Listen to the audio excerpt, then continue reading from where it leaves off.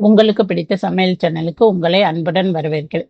இன்னைக்கு நம்ம வீட்ல இருக்கக்கூடிய கோதுமை மாவை வச்சு ரொம்ப ஈஸியா செய்யக்கூடிய ஒரு பிஸ்கட் எப்படி செய்யறதுன்னு பார்க்கலாம். வாங்க வீடியோக்குள்ள போலாம். இப்ப நம்ம கோதுமை பிஸ்கட் பண்றதுக்கு நான் 1 கப்பு கோதுமை மாவு எடுத்திருக்கேன். இது 150 கிராம் கோதுமை மாவு. அதுல ஒரு 1/4 கப்பு ரவை எடுத்திருக்கேன். எந்த கப்புல நீங்க கோதுமை மாவு போடுறீங்களோ அதே கப்புல எடுத்துக்கோங்க. ஒரு 1/4 கப்பு. அது ஒரு 30 கிராம் எடுத்திருக்கேன் நானு கோதுமை. இது 2யும் நல்லா கிளறிட்டு நல்ல எண்ணெயை கொதிக்க வச்சுட்டு இதுல சேர்த்துக்கலாம். இந்த மாதிரி எண்ணெய் நல்ல ஒரு 4 ஸ்பூன் தாராளமா கொதிக்க வச்சு ஊத்திக்கோங்க. இது இப்ப சூடா இருக்கனால கை வச்சிடாம ஸ்பூனை வச்சு இந்த மாதிரி கொஞ்சம் பிரட்டி விடுங்க. இந்த மாதிரி கொஞ்சம் நல்லா பிரட்டினது லைட்டா ஆறிடும். அதுக்கப்புறம் கையில நீங்க பிசைஞ்சிங்கன்னா சரியா இருக்கும். இப்ப இந்த மாதிரி எல்லாத்தையும் எண்ணெயோட சேர்த்து ஒண்ணா நல்லா பிசைஞ்சிருங்க. இப்ப இந்த எண்ணெயோட சேர்த்து பிசைஞ்சு நல்லா புடிச்ச வர மாதிரி இருந்தாதான் பிஸ்கட் அந்த மொறுமொறுப்பு இருக்கும். அதனால இப்ப எண்ணெய் பத்தலைன்னா அப்படின்னா கொஞ்சம் சேர்த்துக்கலாம். இப்ப நமக்கு எண்ணெய் இதுல சரியா இருக்கு பிடிக்கிறதுக்கு. அதனால இப்ப இது போதும். இப்ப இதுக்கு நம்ம இந்த மசாலா எல்லாம் போட்டு தண்ணி கொதிக்க வச்சு சேர்த்துக்கலாம். அதுக்கு ஒரு ஸ்பூன் சில்லி ஃப்ளேக்ஸ் சேர்த்துக்கோங்க. 1/2 ஸ்பூன் பேக்கிங் சோடா சேர்த்துக்கோங்க. இதுக்கு கொஞ்சம் உப்பு சேர்த்துக்கோங்க. அந்த மாவுக்கு தகுந்த மாதிரி கொஞ்சம் கம்மியாவே சேர்த்துக்கோங்க.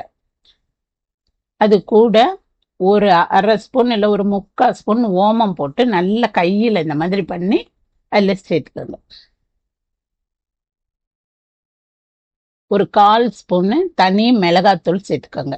அப்பதான் அந்த காரம் போடும்போது அது நல்ல டேஸ்டா இருக்கும். இப்ப ஒரு 1/2 டம்ளர் தண்ணி ஊற்றிக்கோங்க அந்த மாவுக்கு தகுந்த அளவு. இப்ப இது எல்லாத்தையும் நல்லா கொதிக்க வச்சு நம்ம எடுத்துக்கலாம்.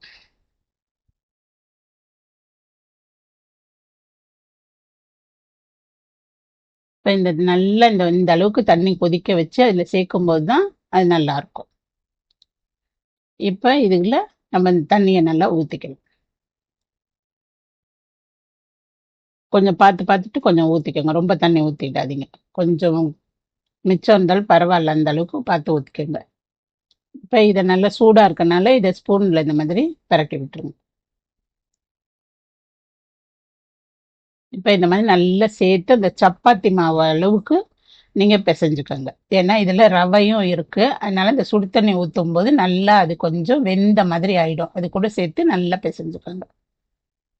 நல்லா இந்த மாதிரி நல்லா ஓரளவுக்கு இந்த மாதிரி சப்பாத்தி மாவு அளவு பெரட்டி இதை நல்லா இப்படி அமுக்கி வச்சு மூடி வச்சிடுங்க. ஒரு 1/2 மணி நேரம் மூடி வச்சுட்டீங்கன்னா தான் நல்ல சாஃப்டா வரும். நம்மளுக்கு ரவை எல்லாம் ஊறி நல்லா வந்துடும்.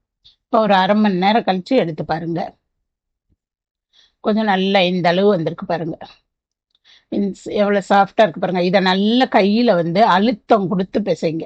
ஏன்னா ரவை நல்லா வெந்த மாதிரி ஆயிருக்கும். இப்ப இதுல பிசையும் போது நல்லா கோதுமை மாவோட சேர்ந்து செட் ஆயிடும். அதனால நல்லா இந்த மாதிரி பிசைஞ்சுக்கோங்க. இல்ல தண்ணி எல்லாம் சேர்க்காதீங்க. கொஞ்சம் ரொம்ப திக்கா இருக்க மாதிரி இருந்தா லைட்டா எண்ணெய் போட்டுட்டு அந்த மாதிரி தேய்ச்சுக்கோங்க. இப்ப இதை எந்த அளவு மாவு இருக்கோ அந்த சப்பாத்தியா செய்யறதுக்கு அந்த அளவுக்கு உருண்டை எடுத்துக்கோங்க. நான் போட்டிருக்க மாவுல 3 உருண்டை வந்திருக்கு. அந்த அளவு எடுத்திருக்கேன். நீங்க அதுக்கு தகுந்த மாதிரி எடுத்துக்கோங்க. இப்ப இதை நம்ம சப்பாத்தி கட்டையில வச்சு நல்லா தேய்ச்சுக்கலாம்.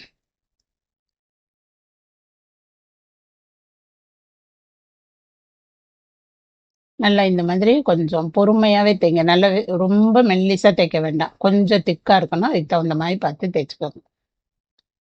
இது ரவை நம்ம சேர்த்துருக்கனால கொஞ்சம் இப்படி இழுத்து தான் வரும். நல்ல வேகமா இழுக்க முடியாது. கொஞ்சம் பொறுமையாவே தேய்ங்க. இப்ப இந்த அளவு திக்கு இருந்தா சரியா இருக்கும். அதுக்கு தகுந்த மாதிரி தேய்ச்சுக்கோங்க. இப்ப தேய்ச்சிட்டு நல்லா இந்த மாதிரி ரவுண்டு பண்ணி தேய்ச்சுக்கோங்க. தேய்ச்சிட்டு இந்த ஓரமெல்லாம் இப்படி இருக்கு பார்த்தீங்களா, அதெல்லாம் நம்ம வெட்டி எடுத்துக்கலாம்.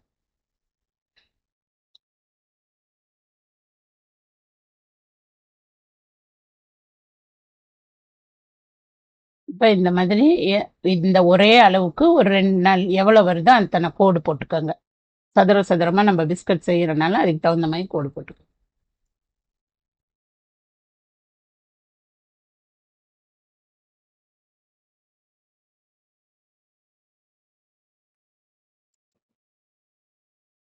இப்போ இது மேலே இந்த ஓரத்தெல்லாம் இந்த மாதிரி கட் பண்ணிடுங்க.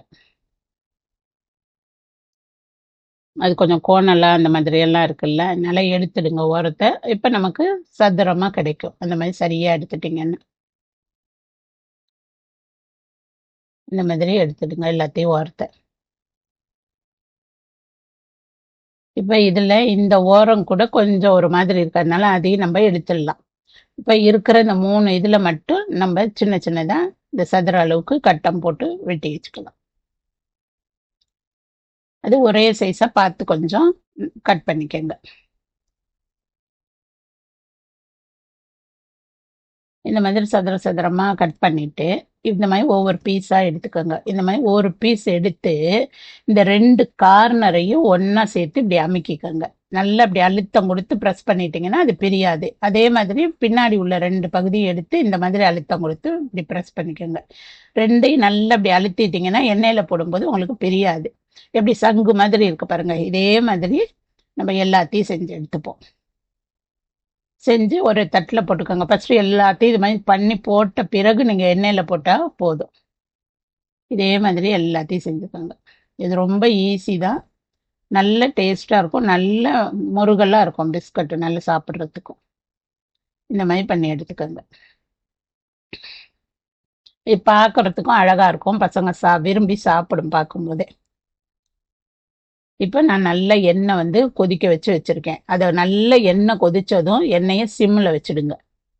இப்போ இந்த மாதிரி எந்த அளவுக்கு இதில் போட முடியுமோ அது அளவுக்கு போட்டுக்கோங்க. ரொம்ப ஈஸியாக செய்யக்கூடியது தான்.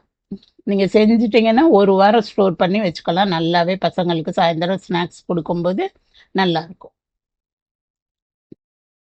நம்ம கடையில் வாங்கி செய்யறதுக்கு வீட்டில் செஞ்சு சாப்பிட்டா நல்லா இருக்கும்ல, அதனால செஞ்சு பாருங்கள். இப்போ இதை நல்லா கொதிச்சது கொஞ்சம் திருப்பி விட்டுங்க. எல்லாத்தையும் ஒன்றா அப்படி திருப்பி விட்டுருங்க.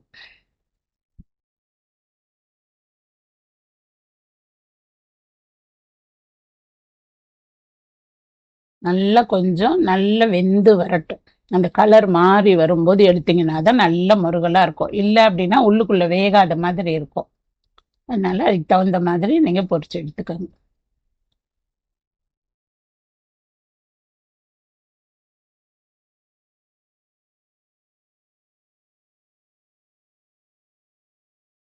நல்லா இந்த மாதிரி கொஞ்சம் அப்படி திருப்பி திருப்பி விட்டுட்டிங்கன்னா எல்லா பக்கமும் வெந்து சரியாக இருக்கும். இப்போ நல்லா அந்த எண்ணெய் இது சலசலப்பெல்லாம் அடங்கின பிறகு நம்ம இதில் எடுத்துக்கோங்க. இந்த மாதிரி ஒரு எண்ணெய் வடிகட்டி எடுத்து அதில் எல்லாத்தையும் எடுத்துக்கோங்க. இந்த மாதிரி நம்ம செஞ்சு வச்சுருக்க எல்லாத்தையும் போட்டு இந்த மாதிரி எடுத்துக்கோங்க.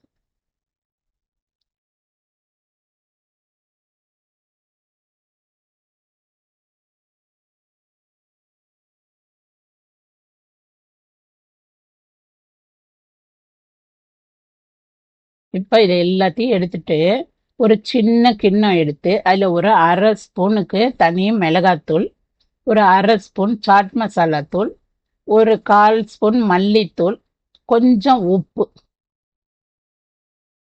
இது எல்லாத்தையும் போட்டுக்கோங்க. உப்பு கொஞ்சம் பார்த்து போட்டுக்கோங்க நீங்கள். இது எல்லாத்தையும் இப்போ நல்லா ஒன்றா கலக்கிடுங்க. இந்த மாதிரி கலக்கி எடுத்துட்டு நம்ம பொரிச்சு வச்சுருக்க எல்லா பிஸ்கட்டையும் ஒரு கிண்ணத்தில் சேர்த்துக்கோங்க. நல்லா கொஞ்சம் சூடோடையே இருக்கும்போதே நீங்கள் அதில் எல்லாத்தையும் நம்ம சேர்த்துட்டு அது மேலே இந்த பொடியை நல்லா அப்படி தூவி விடுங்க. இந்த மாதிரி போட்டு நல்லா குலுக்கி விட்டுட்டிங்கன்னா இதில் உள்ள அந்த பொடியோட இதெல்லாம் அதில் இறங்கிடும்.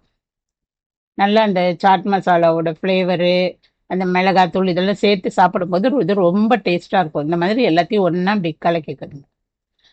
நம்ம சிப்ஸில் எல்லாம் மேலே போடுவோம்ல அந்த மாதிரி இதில் போட்டுட்டிங்கன்னா இது நல்ல டேஸ்ட்டாக இருக்கும் இந்த பிஸ்கட்.